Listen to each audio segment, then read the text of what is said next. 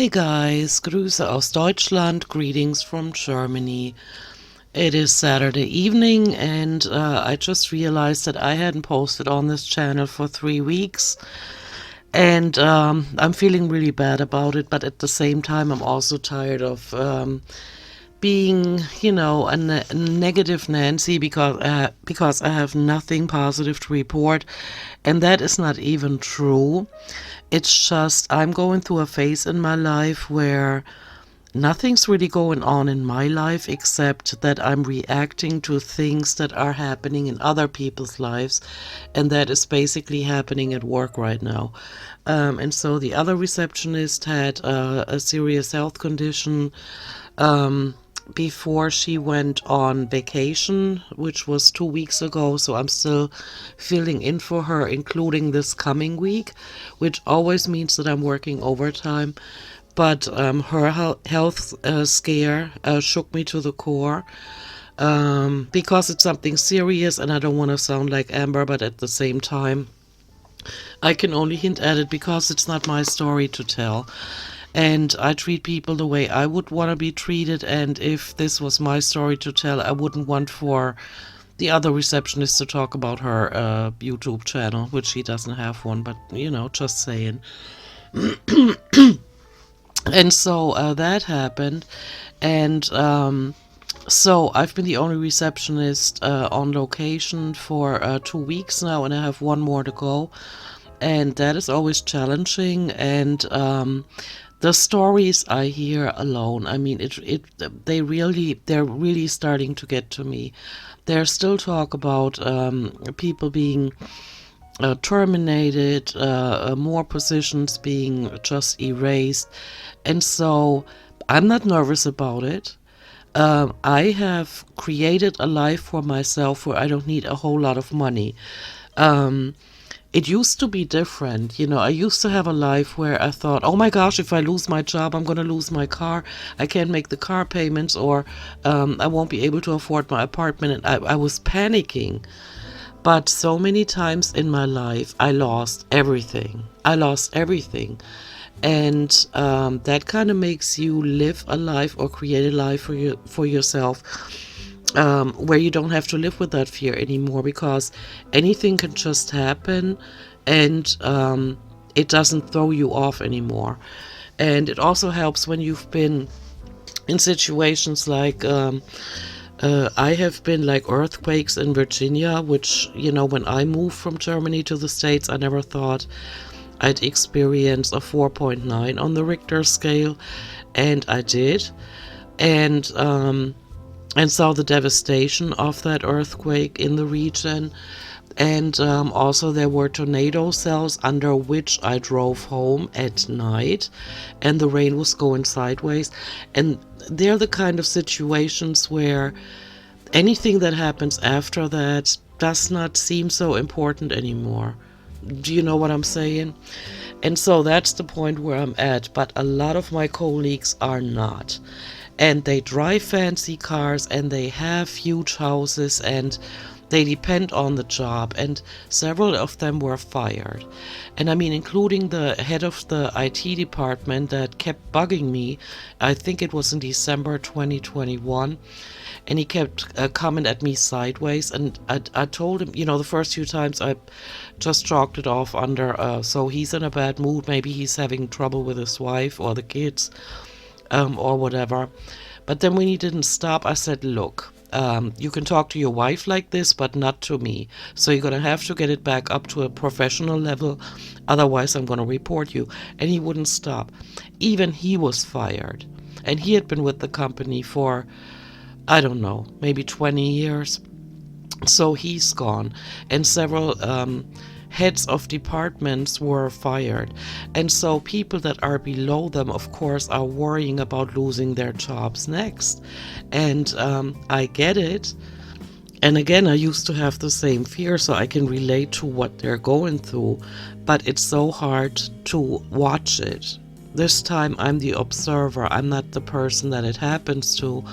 But I have to watch it. And I'm sitting at the reception, and I'm usually the last person people see that were fired before they leave the building because they have to turn in their badges.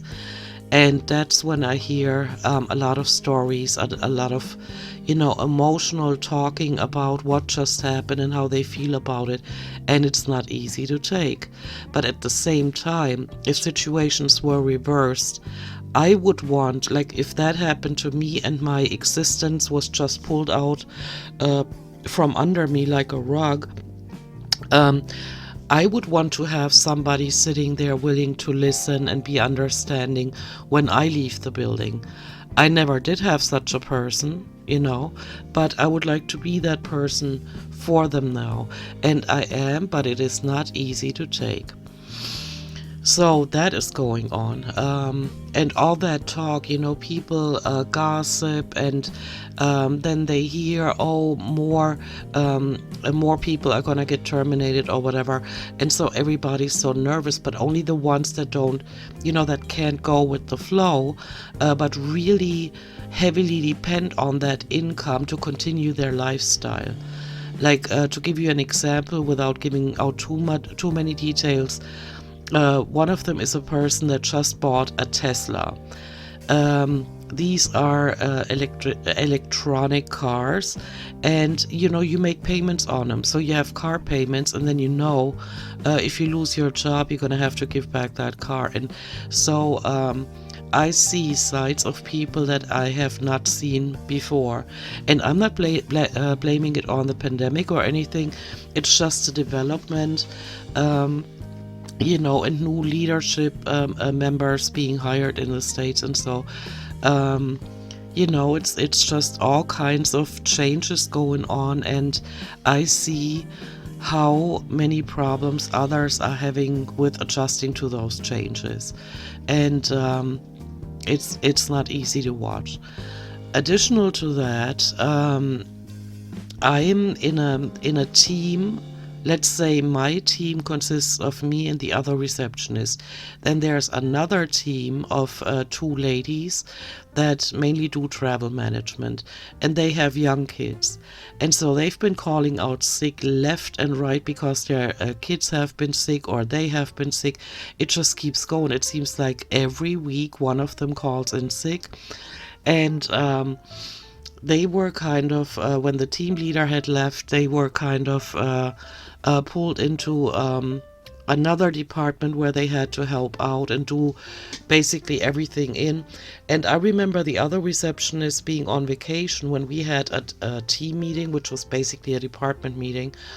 And those other 2 ladies told me that from now on they won't be able to fill in at the reception anymore. Because they were told not to. And that changed again. And so now it's been so long since they helped out at the reception that they don't even know how to help out anymore because they're not up to speed on how we have to do things.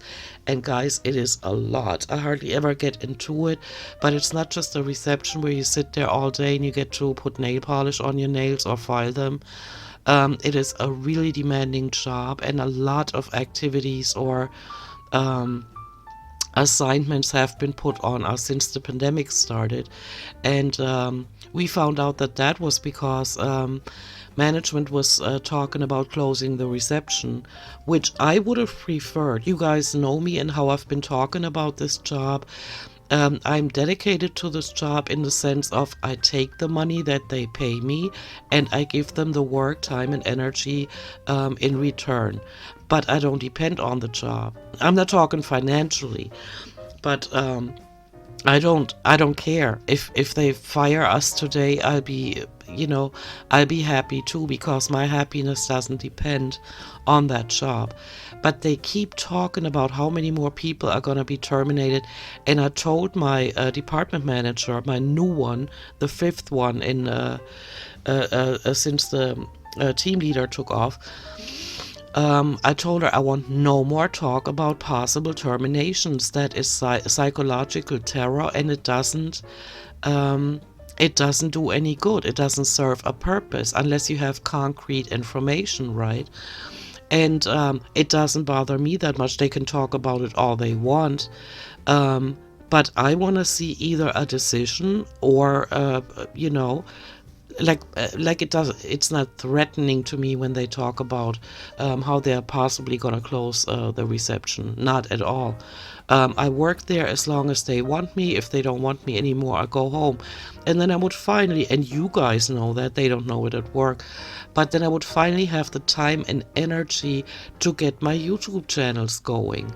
Because that is something that I'm passionate about. Like, I do want to do the music reactions, but when I get home after work, after being the only receptionist and having worked overtime, I just don't even want to talk anymore. Sometimes I just say hi to my sister and then I go to my room and never come out again. That evening or whatever, because I don't want to talk anymore. I don't want to listen anymore. I just don't. I just want to exist without being approached or having to have deep going thoughts. And so, to me, it would be good news if we got fired, but it just keeps going, and I keep hearing these stories, these really heartbreaking stories about people and what happens to them. So anyway, these two ladies that have not been filling in for us, for me and the other receptionist, for quite some time, and that have been calling out left and right. One of them now has not even a health scare, but a health situation where she won't be able to come in anymore. And she was crying in the team meeting this week. And so that, it just, and there's no doubt about it, she won't be able to come back. It's a really bad thing that is happening to her, and it's been going on for 9 years. And so, yeah. And so that is really rough. And so, she broke down and cried because I said to her in the meeting, it was a conference call. I was sitting next to my boss, the manager, the department manager. I was sitting next to her, and we were talking into the same camera in front of us. And the other two ladies were, of course, again, like so often, in home office, talking to us, each one of them from their homes. And so I said to one of them, I said, "You promised me a cigarette outside and a nice talk a few weeks ago. What happened to that?" And so at the time, I had no idea what was going on in her life, because she doesn't, like, send it via email. She was going to wait until she sees us in person again. And she breaks down and cries in the middle of the team meeting. And I'm like, oh my gosh, I didn't mean to, like, I miss you so much. That's why I said that. And so there were several seconds of complete silence. My manager didn't even know how to react. And so that same evening, it was Wednesday evening, I sent my colleague, the one that had started crying. I was going to send her an email. And as I'm typing it, I get an email from her. And we do not email each other privately at all.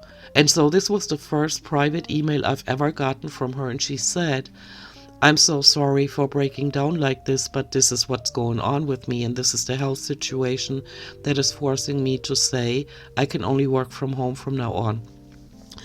And so I wrote her back, "Don't you worry about a thing. I was just worried that I hurt your feelings by what I said." And that wasn't the case at all. And so the next morning I went to work, and there was my manager coming down the hall. We meet each other in the halls when we, get coffee in the morning.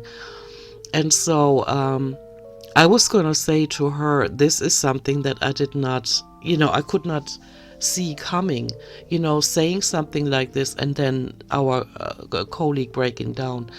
But before I could say anything, she said, "I'm so sorry that I did not react the way I could have. I was just dumbfounded. I had no idea what to do and how to save the situation.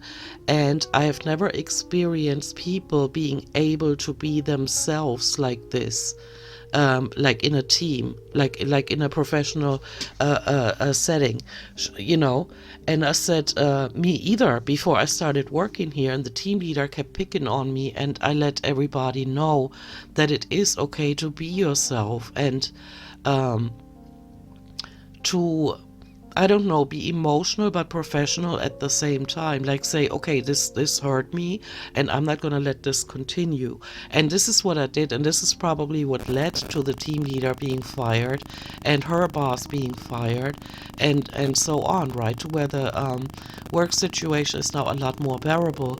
And between the other receptionist and I and the two other ladies, we are almost like friends. I mean, we don't meet in private, in our free time, but we have such a better connection now that the team leader is gone, because she forced everybody just to suck it up and not mention anything that is real, like feelings, for example, or thoughts.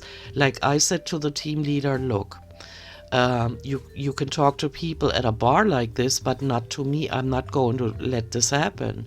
And so either I'm going to leave, or you stop.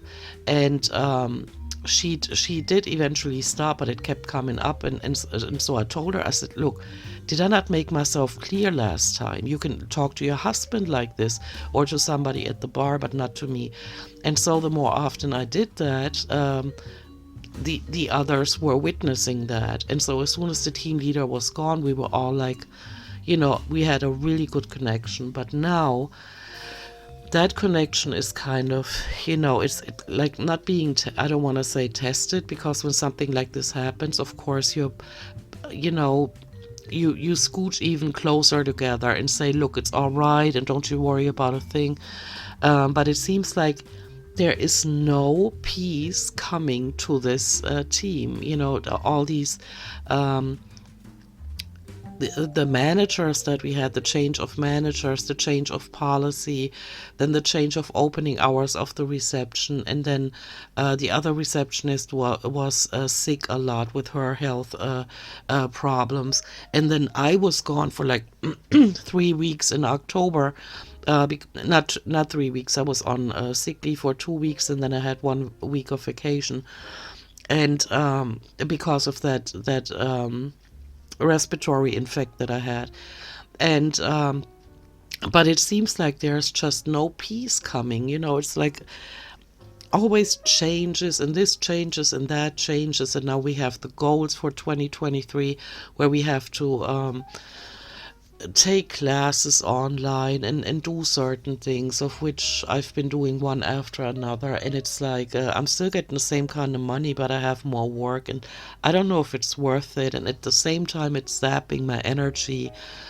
But looking at it from a spiritual standpoint, I am fully aware of why I am there, because I get to help so many people look at the positive in their situation, and that is great. But it doesn't keep me from coming home totally shot and without any energy every single day. And on top of that, the public transportation in my city, several times during the past few weeks, they have been on strike, which meant that one time I walked 2.9 kilometers. I've done that several times since then. And so now that they're done with the strikes, now they're going to do reconstruction on the road, which means I will have to take 3 buses to work and be on the road longer than 1 hour one way. And so all of this is like zapping my energy, and that is why I have not posted much on my channel, because I really don't want to be the negative Nancy that only talks about that. Because I do have positive things that are going through my mind, and things that I would like to change for the future.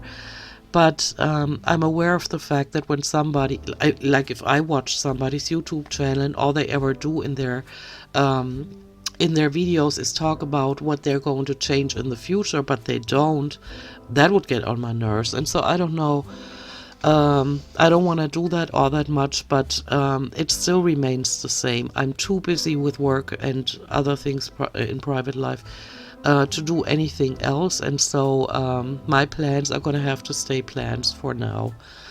And Yeah, and the reason why I sound like I'm crying or why I'm nasally is because of my allergies. I've been taking three different types of medications for the past few weeks since I last spoke to you guys. One is desloratadine. That is the kind that I took when I realized, oops, it's not helping me this year. But by self-testing, by testing what works best for me, I realized that I still need to take that one because it did help with some of the symptoms. But so now I'm taking desloratadine, bislatine. That is the one that Dirk from France, hey Dirk, recommended. And the third one is levocetirizine. And that is one that makes me extremely tired. But I have to choose, like I said in my last video, between two bowls of shit. Either I live with the symptoms that are really strong this season, this time around, with a runny nose and sneezing all the time, and having to cough because the pollen are going down my, airways, or I'm being tired and I don't have the symptoms. And so that's the two options that I have right now, and I'm choosing to drink more coffee. And that causes for me to, of course, monitor my blood pressure more, because when you drink more, like, actually, I feel sorry for my body, because my body says, look, there are things coming into the body that are not good for me, because an allergy is the disability of the body to realize that a substance is not harmful to it. And so my body is saying, hey, there's stuff going on that you need to stop, like don't inhale the pollen. And I'm saying, okay, you shut up. I'm throwing 3 tablets down my gauntlet, and so shut up. And then I drink coffee, like when, as a result of as a consequence of taking these pills, I get tired. I tell the body, okay, but now we're drinking coffee because you still need to function. And it is bad, and it's making me sad, guys. I have to be honest. It's making me sad that I have to do these things to my body in order to function, to be able to deal with this stressful job or demanding job. And yeah, and then I don't watch the news much, you guys know that, but I did hear about that tornado in Mississippi, Tennessee, and Alabama, and it just made me cry. That was such a bad tornado, and just realizing that from one day to the next, everything that you've ever worked for is gone.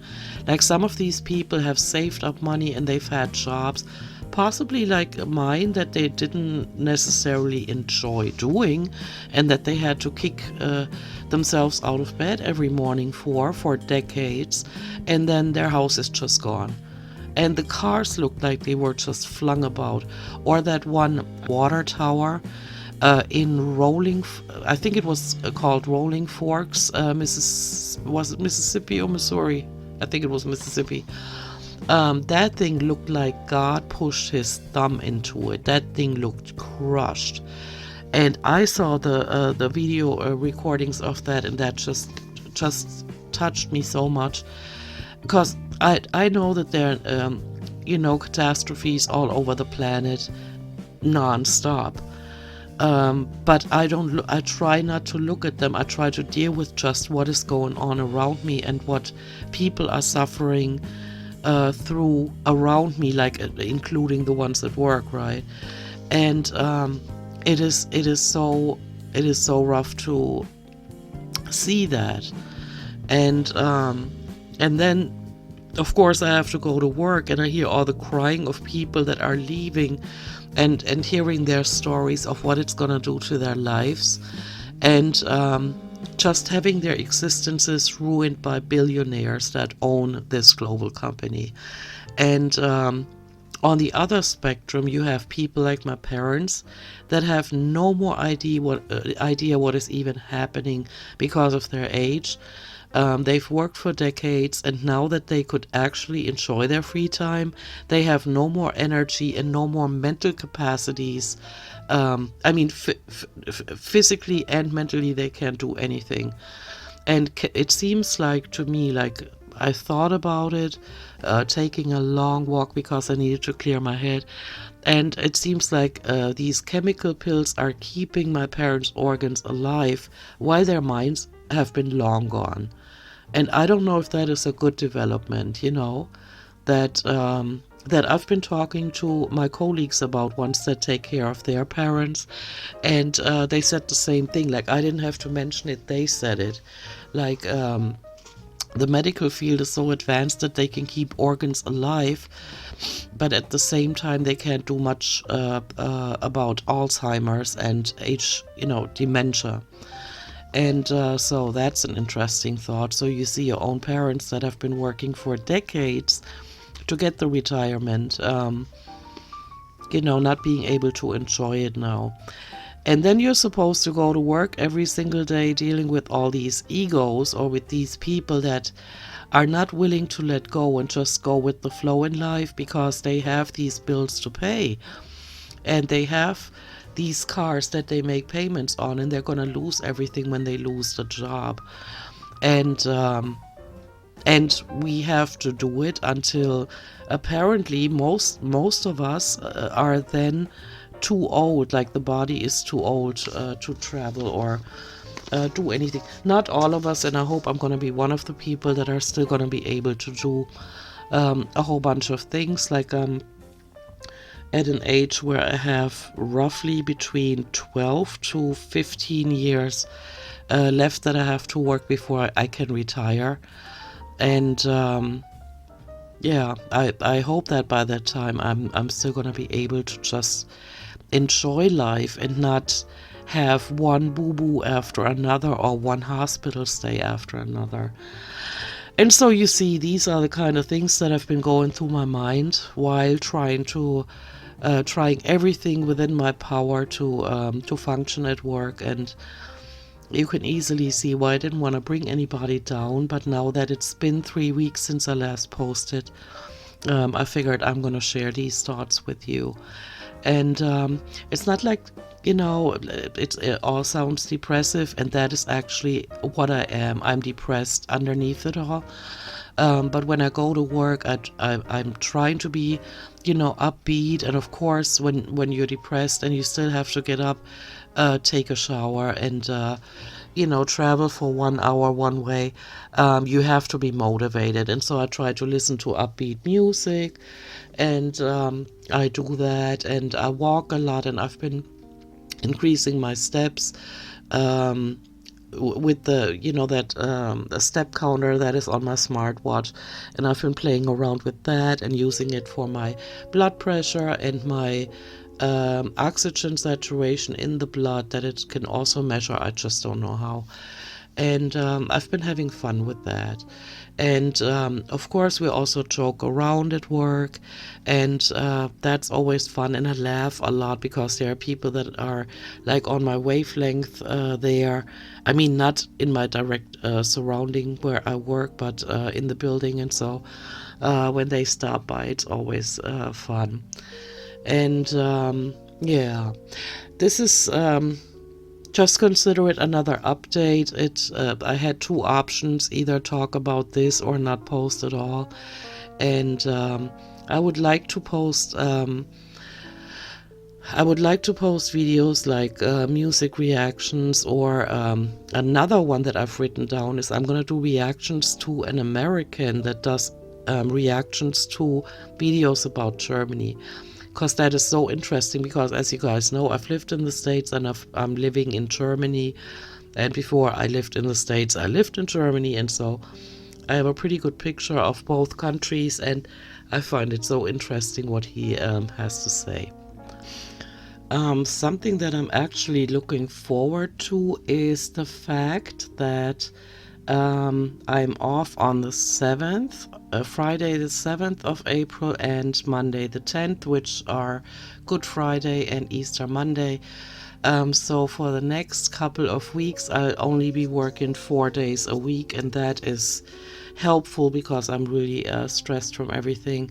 And then starting on the 17th, we have all kinds of international visitors coming, and so that's going to be stressful. But I'm not looking at that. I'm looking forward to the long Easter weekend, and they said that after the Easter weekend, the weather might get better. We have typical April weather, or we've been having typical April weather, which is a mixture between winter weather and spring weather. You know, sometimes it's warm, sometimes it's really cold. And I'm checking right now what they're saying for after the long Easter weekend. Yeah, no, we still got like not really wintry temperatures. It's gonna go up like in the in the 60s range, 50s, 60s range, or in Celsius it's like Easter Monday, 12 degrees Celsius, and then 14, 15, 14, 14, and so it's gonna get warmer. At night it's still around freezing point, a little above.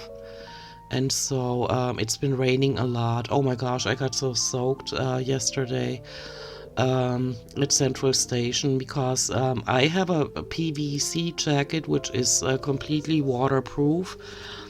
If the rain comes from above, which it didn't do, I mean, it came from above and also sideways.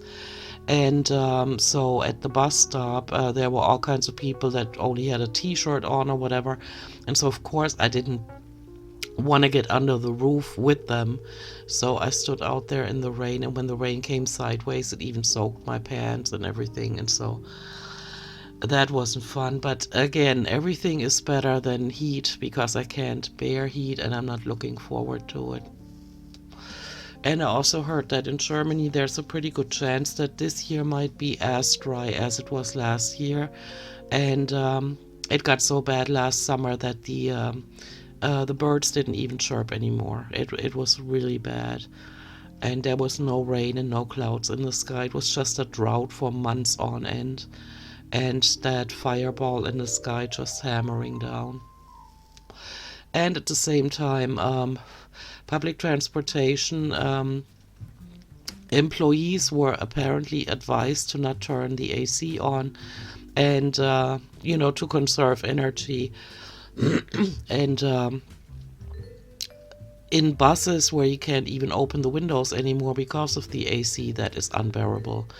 And I had my little fan with me, but this year I promised myself I'm not going to stand for it. I'm going to tell every bus driver to turn the AC on because I can't risk getting a heart attack or whatever. Just because they think they need to conserve energy, and they're making enough money off of us because I'm not the only one with a job-related bus ticket that the company pays for. And so, yeah. What else? This week on the 4th of April, I actually have another doctor's appointment where we'll be talking about the results of the blood work that I had done on the 2nd of March. And so I will get another that was necessary for me to get another prescription of Toracimid, the diuretic pills that I would like to take before it gets hot in Germany, and then all my cells expand like they did last summer. And I actually thought I was gaining weight even though I wasn't eating more food and not different food. And so I even bought new clothes, like pants, because I felt like around the waist they were getting tighter. And as soon as the weather cooled down, it all went back down. It was extensive gain of volume, not weight, because I went on the scale and I hadn't gained any weight, but just the expansion from the heat and the retaining of the fluids in the cells.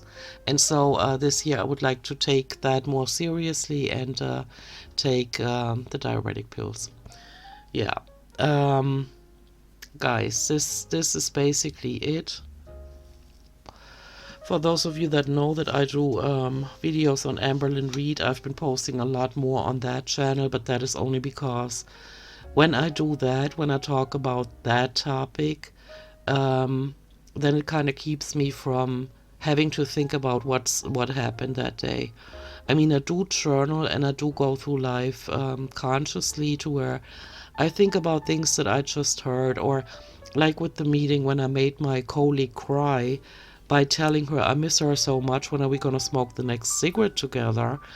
Um, I felt so bad, and I thought about it on my way home, and then I was gonna write that email, and just as I was sitting down, I received one from her.